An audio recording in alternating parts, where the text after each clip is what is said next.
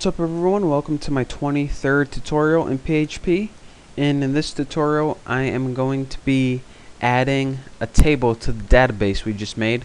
So hopefully you're watching right from 22 and you already made your database. So go ahead and go up to your main panel and scroll down to this thing called PHP MyAdmin. What this does is allow you to add tables to your database.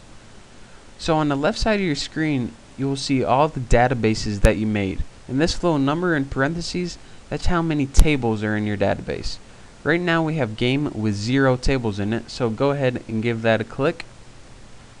And let's go ahead and make our first table. As you can see, it says no tables found in this database.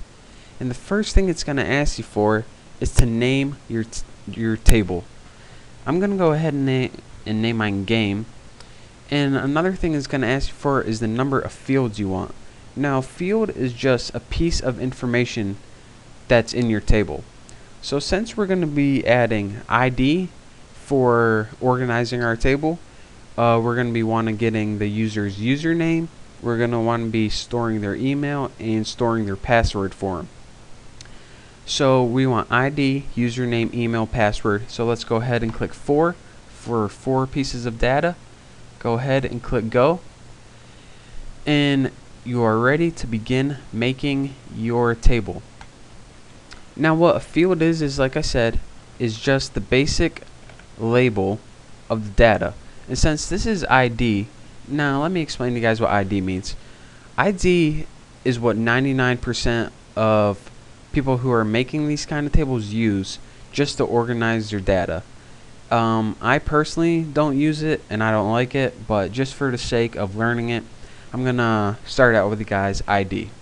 They also call it primary ID sometimes. This type right here is what data type you want. Varchar is pretty much like characters and stuff.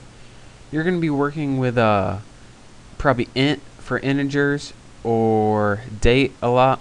There are other different kinds of ones, like small integers for small numbers, big for big, floating for floating decimal points, and all these other ones. But let's go ahead and just click, I'm going to click big integer for big numbers.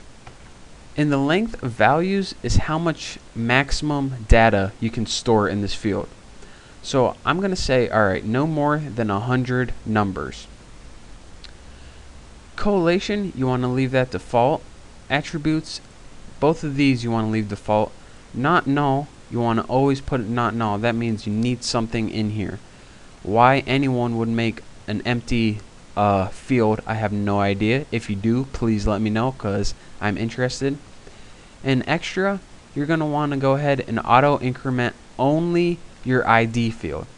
Now what an auto increment is, it's going to automatically increase each input by 1. So the first person who registers is going to get the ID 1, the next person 2, the next person 3, and it's going to keep going on like that, and it's going to work out just fine for you. Another thing you want to do is go ahead and check primary key. And what this does is tell MySQL, alright, this is the main way we're going to organize data from the ID. This is the most important field, so that's why it's primary. You need to have a primary ID. So this is the only field really that's messed up. Like we have to do a bunch of different stuff too. The other ones are a piece of cake, so just bear with me. Let's see, we wanted a username, a varchar, which just means characters. Let's give that a max of 20. We're also going to want an email. Let's give that a max of 50, since some people have some pretty lengthy emails. And give password, which has a max of 20. Now once we have all that filled out, go ahead and click save. And again, we don't have to change the extra or primary key for any of these, only the ID. So go ahead and save that. And as you can see, it says table has been created. If you get any errors right here, then you did something wrong. But as long as you did what I did, you'll be just fine. So now we can go ahead and add stuff to our table. As you can see, we have a table right now, but we have nothing in it at all. So let's go ahead and add some data. Let's go ahead and click 1 for the primary ID since it starts at 1. Username is going to be Bucky20. There we go.